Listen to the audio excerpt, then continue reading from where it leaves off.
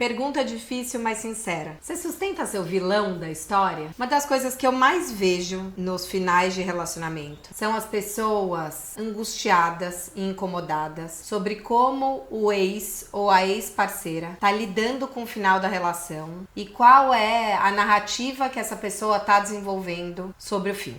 Tem um desejo de ter mais uma conversa e mais uma conversa pra gente tentar provar que a gente fez tudo que a gente podia, que a gente foi razoável, de que a gente tinha razão. E aí corrói muito a gente quando o outro pinta a gente de vilão da história, porque você fala, não, eu aguentei 3 anos, eu cheguei ao meu limite, eu passei por cima das minhas coisas e além de tudo, essa pessoa vai falar que fui eu, que fui a pessoa inconsequente, que eu passei por cima da relação e que pensei só em mim. Eu passei 4 anos pensando na gente. Eu larguei minha carreira, fui morar onde essa pessoa queria morar. Eu comprei briga com os meus pais. Como assim? Eu sou a pessoa egoísta. E aí, a gente quer ter mais uma conversa pra convencer essa pessoa, ou vai ficando completamente angustiado e tomado por um desejo de reparação, porque a gente tem muita dificuldade de estar nesse lugar do culpado. E aí eu vejo que no fundo a dificuldade não é de lidar com o lugar do culpado, mas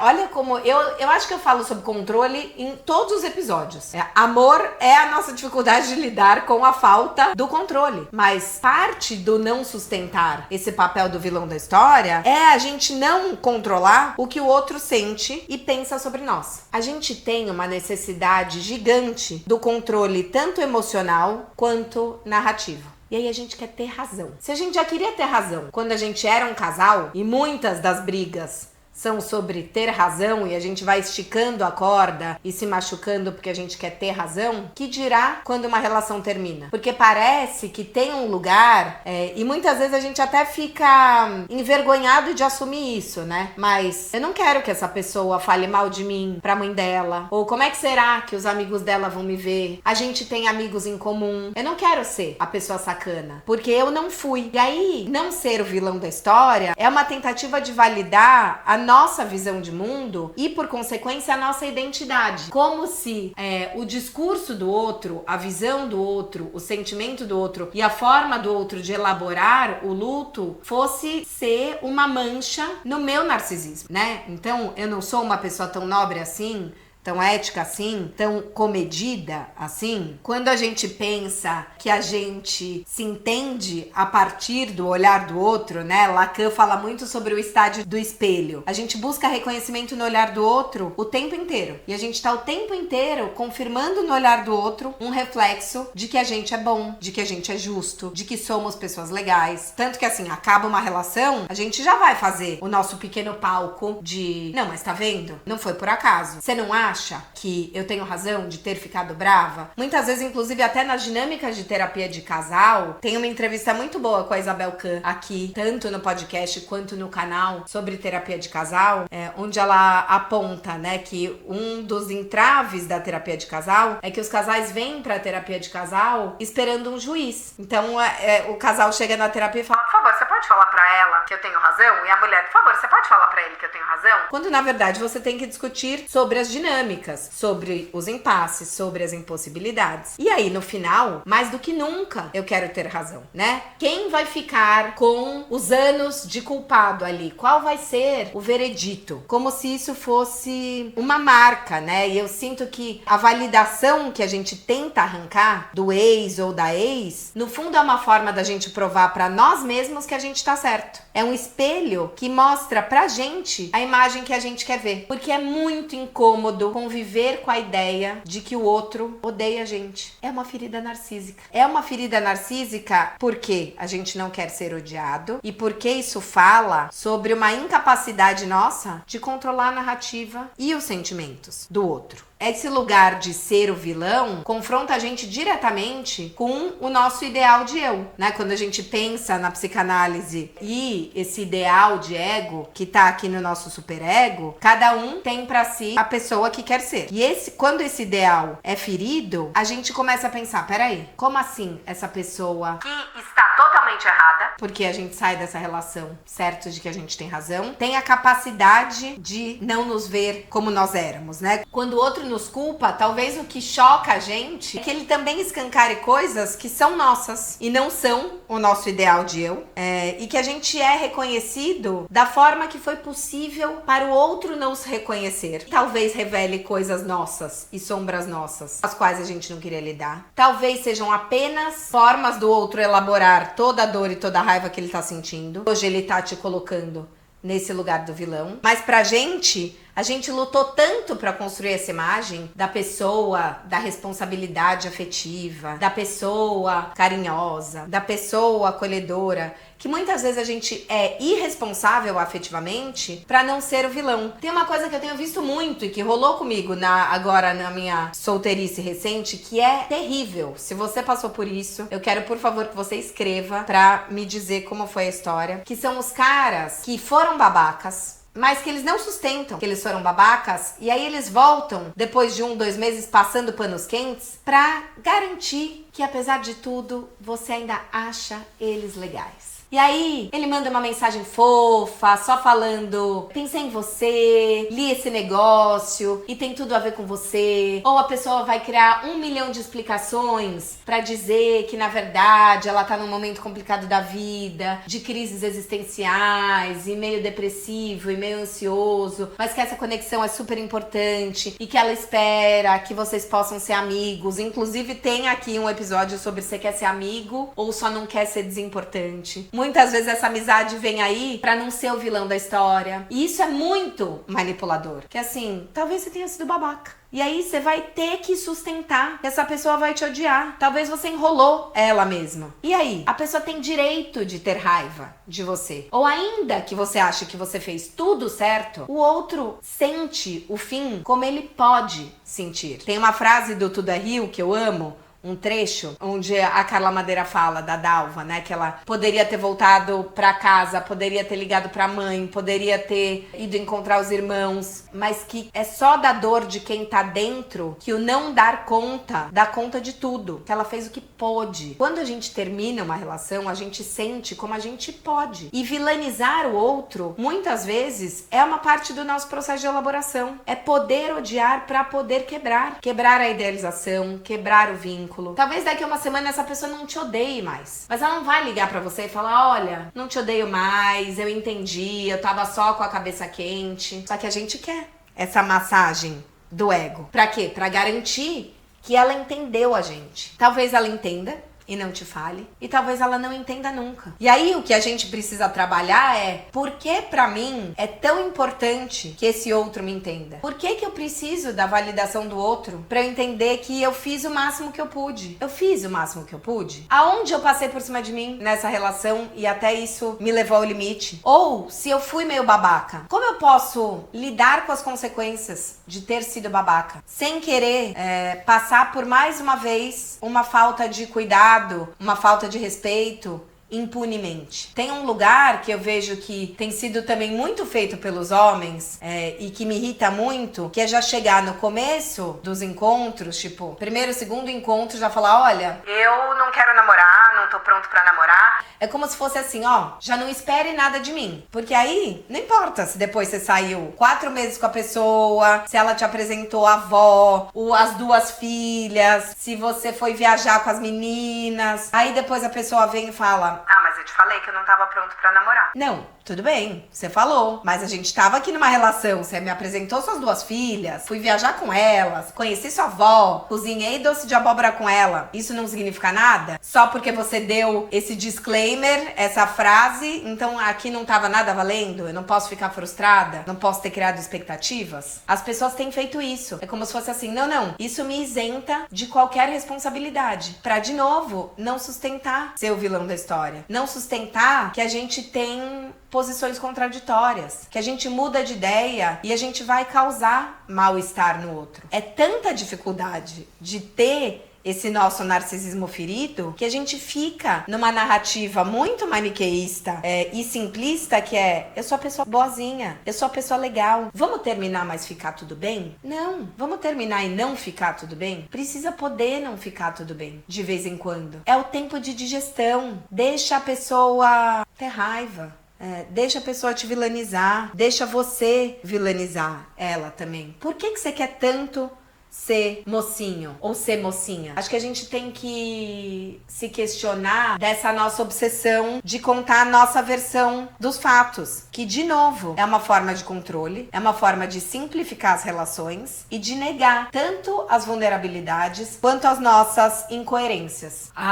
Tem uma entrevista com a Laura Bechara aqui que eu recomendo muito vocês ouvirem, sobre ressentimento. Ela fez a tese dela de doutorado sobre ressentimento, e uma das coisas que ela aponta na tese é: pra gente perceber se a gente tá num processo de luto ou se a gente tá ressentido, vale a gente reparar se a gente tá contando sempre a mesma história sobre o término. É sempre aquela mesma cena da briga do domingo à noite, que ele saiu e bateu a porta e falou aquilo sobre você e a sua irmã, e aí aquele textão, e a noite inteira que você ligou e a pessoa não atendia. Se você tá contando sempre o mesmo recorte, com sempre as mesmas emoções envolvidas, você só tá revivendo uma coisa e você tá chapando a história num lugar só. Provavelmente essa pessoa também foi legal, e também foi omissa, e também foi fofa, e também foi irritante, assim como você. Ela foi vilã e foi mocinha. E você também. A nossa versão é um pouco o nosso escudo, só que ao mesmo tempo é muito um retrato do quanto a gente tem medo de ver o outro como uma pessoa complexa e de reconhecer que sim, existe em nós mesmos algo sombrio, algo pouco nobre, algo que machuca o outro. E aí eu acho que convencer o outro da nossa narrativa e não terminar sendo vilão da história é, de uma certa forma, também manter a fantasia de que a gente tá junto, ainda que no fim. É evitar a morte pra sempre da relação, né? É tentar domar esse passado, e é quase como se a gente quisesse que esse amor, mesmo terminado, fosse eterno, desde que seja eterno, sobre as nossas regras. Então vamos combinar? Terminou porque foi assim, assim, assim. Você entendeu tudo? Não, a pessoa não entendeu tudo. Provavelmente essa relação terminou porque você não entendeu muitas coisas e essa pessoa também não entendeu muitas coisas. E a gente nunca vai entender todas as coisas. As relações são sempre sobre coisas que não são ditas, coisas que nos escapam, sobre as faltas, sobre os silêncios, sobre as incoerências. No final da relação, você vai querer ser o bonzinho? Você vai querer a reparação? Por quê? Porque você acha que se você não tiver essa reparação, você não vai poder entrar numa outra relação? Ou você vai entrar numa outra relação ferido, porque você amava muito essa pessoa e não queria que esse amor tivesse terminado? E agora também duvidando da sua capacidade de ser uma pessoa amável. Afinal, essa pessoa que te amou tanto tá olhando você como uma pessoa sacana, como uma pessoa babaca, como uma pessoa egoísta. Isso diz sobre o processo de luto dela. Por que que você tá se colando tanto à narrativa dela? Acho que tem um movimento difícil, dolorido, mas necessário, que é a gente poder deixar que o outro desidealize a gente. Sair do lugar de fui uma pessoa incrível. Poder sustentar essa fratura narcísica. Porque ficar nesse papel da pessoa que não é vilã, que foi boazinha, que a gente se entendeu até o fim, é manter o controle sobre esse amor do outro que foi idealizado. E eu vejo que a gente não suporta esse ódio do outro, porque ele traz uma rejeição. E a rejeição, ela amplifica a perda, que já está acontecendo. Essa relação já terminou. Então, reverter o ódio em neutralidade, ou em alguma forma em respeito, é como se fosse a nossa tentativa de não quebrar este vínculo para sempre. E primeiro que a gente tem que lembrar que o contrário, né, do amor não é o ódio, é a indiferença. Porque se a pessoa tá te odiando, tá te colocando como grande vilão, em alguma forma ela ainda tá libidinalmente ligada a você, ainda que seja de uma maneira negativa. Então você não é indiferente pra ela, mas pensar que você não é amável e que isso vai fazer com que essa relação se rompa pra sempre, toca nesse lugar do será mesmo que eu sou falho? Será que vou ser rejeitado mais uma vez? O que isso diz sobre mim? Pensa o quanto você tá se identificando com essa narrativa do vilão e principalmente se você era a pessoa que queria continuar esta relação, o quanto você compra a narrativa do vilão da história, muitas vezes, pra tentar manter essa relação, porque daí você não quer ser o vilão, mas às vezes você aceita ser o vilão porque você fala, tá bom, então se eu mudar isso a gente pode voltar, ou você diz, eu não sou o vilão, deixa eu conversar com você mais uma vez, porque você quer provar pra pessoa que você é uma pessoa legal, pra aí sim ela entender você, e nessa tentativa de fazer com que a outra pessoa te olhe de outros olhos, você tem a ilusão de que vocês vão voltar a relação. Não é por isso que vocês vão voltar. Essa relação já acabou. A volta não depende de você. Olha como tem uma ilusão de controle também. É o controle da narrativa e o controle da volta da relação. Acabou. Essa pessoa não quer. Ou ela tá se sentindo machucada. Ou ainda, faz sentido pra você voltar essa relação? Ou você tá tão desesperado pra que ela não acabe nesse ponto onde as pessoas e essa pessoa e talvez você mesma comece a achar que você tá tão equivocado, que aí você quer fazer mais uma temporada só pro seu personagem ter uma redenção e você poder sair num outro papel. Acho que aceitar o papel do vilão pode ser um convite pra gente se libertar também. Se libertar não só da relação, como do controle sobre a nossa imagem. É uma forma de se desvincular da narrativa e do ex. Sim, temos sombras, somos sombras. Se permitir ser humano, se aceitar e aceitar que a gente machucou alguém e que isso não significa que somos as piores pessoas do mundo, é a coisa mais bonita que a gente pode fazer uns pelos outros. Poder pedir desculpas, poder assumir os erros. E aí, ao falar em desculpas, talvez pensar no perdão como uma libertação interna. Ao invés de ficar ansiando por essa reparação pelo outro, o que você se sente tão culpado? Aonde te incomodam essas acusações da sua ex ou do seu ex? É aí que você tem que trabalhar. Talvez a gente ao invés de mudar a narrativa do outro, mudar a nossa narrativa para nós mesmos. O que foi possível fazer ali? O que eu preciso perder? Que ideal de mim eu não dei conta de ser nessa relação? E tudo bem. Aonde eu preciso tomar mais cuidado? O que não foi legal? Entender que poder ser o vilão não é estar condicionado a uma sentença de prisão perpétua. É poder entender que eu não vou agradar todo mundo. Que sim, os meus atos têm consequências. Principalmente pensando nesses caras, que é isso, terminam as relações e depois querem voltar sendo os amigões e sendo os legais. Sustenta que a pessoa não quer você. Sustenta a quebra. Sustenta o ódio. Não existe amizade. Sustenta a ferida narcísica. Não dá pra gente ser tudo pra todo mundo. E por que a gente quer tanto isso? Por que eu preciso me autoafirmar? Isso não é tão egoísta assim? Tô fazendo pelo outro ou tô fazendo por mim? Aceitar que o outro nos veja como vilão, acho que é uma super prova de maturidade, de liberdade emocional, de espaço para nossa humanidade, para as nossas incoerências e também para nossa coragem de concretizar as perdas. As histórias acabaram. Você machucou alguém. É duro, é difícil. A gente tem que lidar com as consequências. Querer convencer o outro de que nós não somos os vilões não vai apagar a dor que essa pessoa tá sentindo. Deixa que doa. Já doeu em você também. Isso não faz de você uma pessoa ruim. Querer manipular ela para que ela compre a sua narrativa talvez seja muito pior. Não acha?